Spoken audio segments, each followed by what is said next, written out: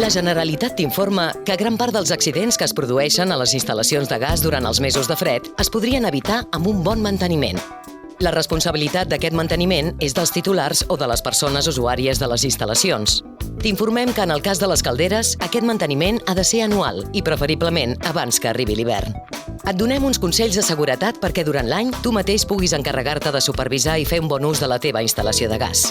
Comprova que la combustió sigui correcta. Ho sabràs si la flama és blava i silenciosa. No obstrueixis les reixes de ventilació ni els conductes de sortida de fums.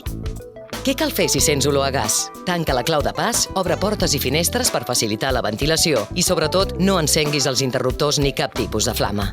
En el cas del gas butà, observa l'estat del tub flexible i el regulador i, si és necessari, avisa el servei tècnic per a canviar-los. Un bon ús i un correcte manteniment de la instal·lació de gas és el teu deure i responsabilitat.